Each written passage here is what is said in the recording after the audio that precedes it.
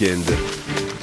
Le kiosque. Chez nous, le soleil brille 300 jours par an. Nous sommes en Grèce. Le magazine Géo propose dans son numéro du mois de mai une enquête auprès de citoyens ordinaires. Le titre « Comment les Grecs font face à la crise ». Chez nous, le soleil brille 300 jours par an. C'est Paul qui le fait remarquer. Il poursuit: s'enfermer dans les bureaux, c'est bon pour les pays où il pleut tout le temps. Avec l'euro, les mentalités ont complètement changé. Vivre dans son petit village est devenu synonyme de retard mental. Les Grecs sont partis en ville et là ils sont devenus dingues. Ils ont commencé à compter sur les prêts et les subventions.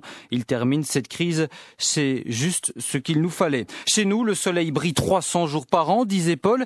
Il n'y a pourtant pas d'éclaircie en vue, confie Petros, cet ancien contremaître dans le bâtiment, ajoute: je crois que cela ne va faire qu'empirer. Une banquière raconte, elle, cette anecdote pour décrire la situation actuelle.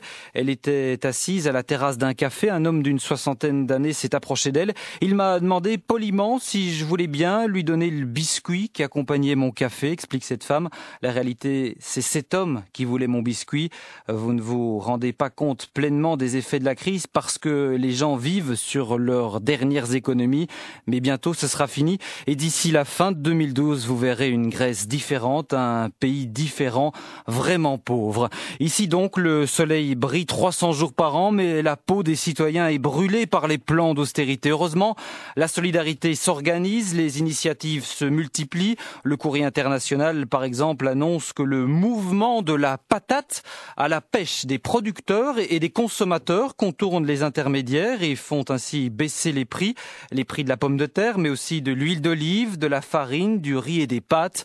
Un agriculteur témoigne: en nous regroupant, nous y arriverons. Un message positif à une semaine des élections législatives en Grèce. Oui, elles auront lieu en même temps que le second tour de l'élection présidentielle en France.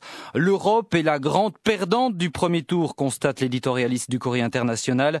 Les candidats n'ont rien fait pour raviver la flamme de Bruxelles. Pourtant, dit-il, le 7 mai, au lendemain du second tour, il faudra reparler de la Grèce, de l'Espagne, de l'Italie, réinventer l'Europe de l'après-crise. François Hollande aura pour première tâche de réorienter l'Europe vers un approfondissement démocratique, commentent les Inrocks qui considèrent que les jeux sont pratiquement faits. Le Nouvel Observateur livre en une le portrait d'un Nicolas Sarkozy à la dérive, sa tête s'enfonce